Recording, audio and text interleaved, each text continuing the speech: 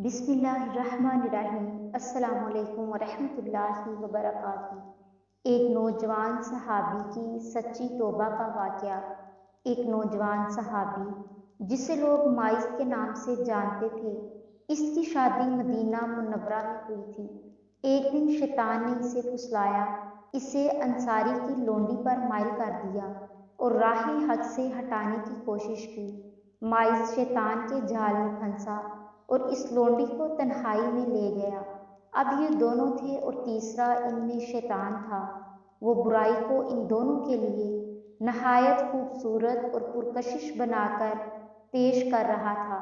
वो दोनों बहक गए और जवानी की तुग़यानी का शिकार हो गए। जब माइस अपने जुर्म से फारिग हुआ तो शैतान ने उसका साथ छोड़ दिया। अब वो फूट फूट के रोने लगा और अपने नफ्स का मुहासिबा करने लगा।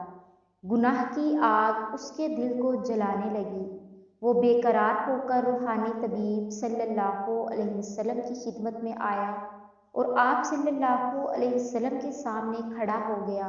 एहसासे गुनाह उसे तड़पाने लगा। कहने लगा, ए अल्लाह के रसूल सल्लल्लाहु अलैहि वसल्लम, जिना हो गया मुझसे, मुझे पाक कर दीजिए। नबी करीम सल्लल्लाहु अलैहि वसल्लम ने उसकी तरफ से मुंह फेर लिया। वो दूसरी जानिब आ गया, बोला, ए अल्लाह के रसूल सल्लल्लाहु अलैहि वसल्लम, मैं शैतान के झांसे में आ गया, जिना कर बैठा हूँ, मुझे पाक कर दीजिए। नबी करीम सल्लल्लाहु अलैहि वसल्लम ने फरमाया, तुझ पर अफसोस है, वापस चला जा और अल्लाह ताला से अपने गुनाह की माफ़ी मांग और तौबा कर ले। वो थोड़ी देर बाद फिर आ गया। गुनाह की आग ने उसका आराम छीन लिया। वो सब्र ना कर सका। नबी करीम सल्लल्लाहु अलैहि वसल्लम ने उसके बारे में हुक्म दिया कि उसे यहाँ से निकाल दो। उसे निकाल दिया गया। वो चौथी मर्तबा फिर चला आया।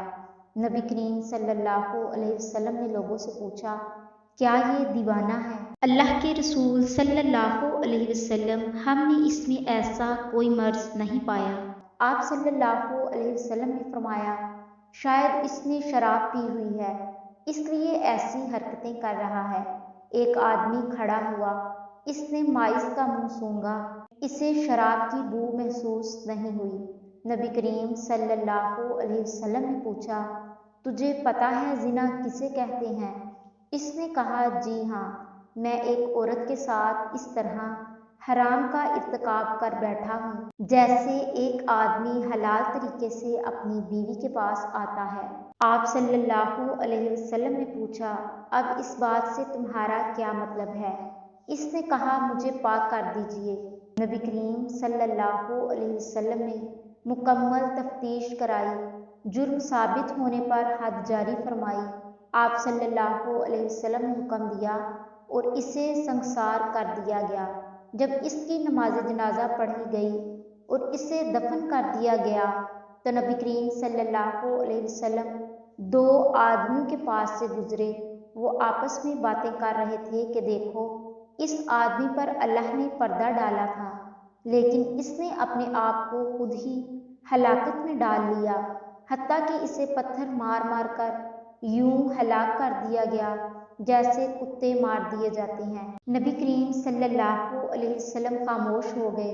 फिर थोड़ा चले आगे एक मुर्दा गधा पड़ा हुआ था। इसे धूप ने जला दिया और वो फूल गया था। जब नबी करीम सल्लल्लाहु अलैहि वसल्लम ने इस गधे को देखा तो पूछा, फलां फलां आदमी किधर हैं? वो दोनों बोले, अल्लाह के रसूल सल्लल्लाहु अलैहि वसल्लम, हम यहाँ हैं। आप सल्लल्लाहु अलैहि वसल्लम ने फरमाया, उतरो और इस गधे का गोश्त खाओ। वो हैरान होकर बोले, अल्लाह के नबी, भला इसे कौन खा सकता है? आप सल्लल्लाहु अलैहि वसल्लम ने फरमाया, अभी अभी जो तुम अपने भाई की इज्जत पामाल कर रहे थे, वो इस गधे को खाने से भी ज्यादा बदतर है। माइज ने ऐसी सच्ची तौबा की है, अगर ये उम्मत के माबैन तकसीम कर दी जाए तो इन्हें काफ़ी हो जाए। मुझे इस ज़ात की कसम जिसके हाथ में मेरी जान है, वो इस वक्त जन्नत की नहरों में गोते लगा रहा है।